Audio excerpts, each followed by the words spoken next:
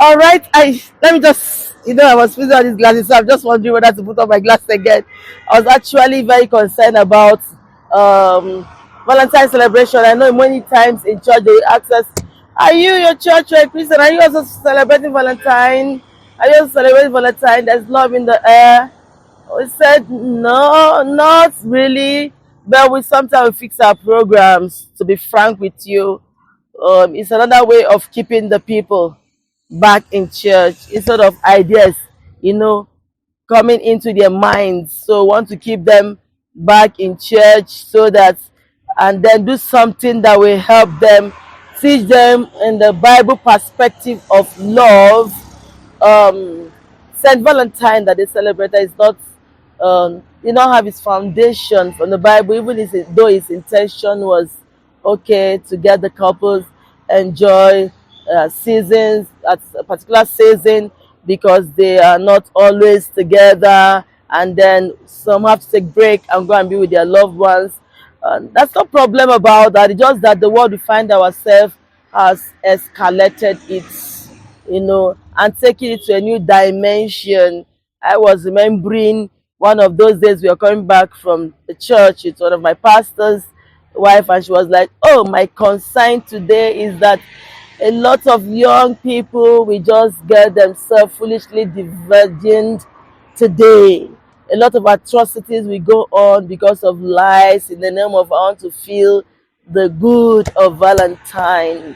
So many things, the spirit behind the way the world has taken it now is all wrong. Actually, the love in quotes that they seem to portray, it's not really the fruit of it. After what they do is not what most of the time the Bible encourages us to do. Well, it's okay to have, sorry, it's okay to have, um you get a gift from your loved one. It's okay to spend time. It's okay for them to take you out.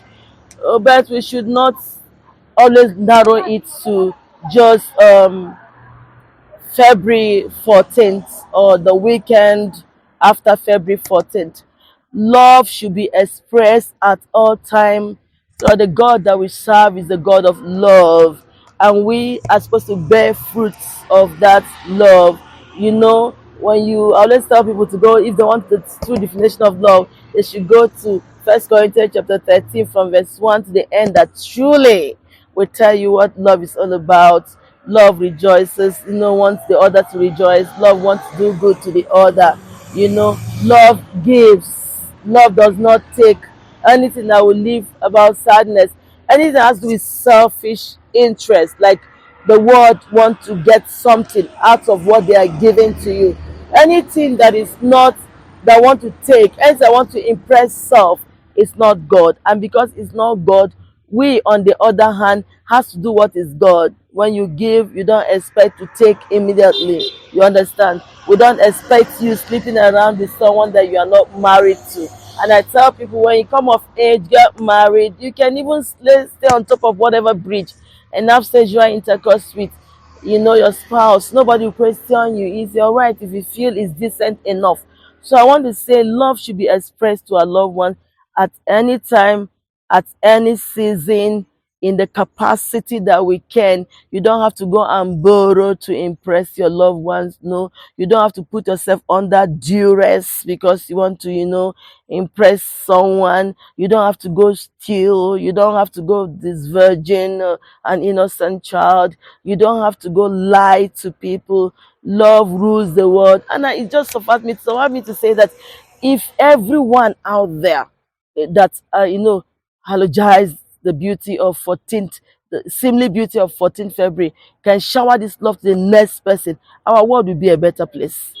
Let's now disease or get ourselves off the mindset of just celebrating on a particular day and celebrate each other at the office each day, just by mere saying the word "I love you," just by the most mere saying the word, "Why are you not putting up a smile?" Just by mere saying, "Oh, I have a gift for you. I bought you a clothes. I bought you some shoes. I bought you a phone that you need," just because I've seen that you have need of it. Why don't we celebrate, show some love by taking someone out for lunch? Why don't we show some love by just tapping them on the shoulder when they lean on us? Why don't we show some love by praying for that one genuinely, intensely, heartfelt prayer for that loved one that need our prayers? Why don't we pray for Nigeria? Why don't we pray for your country?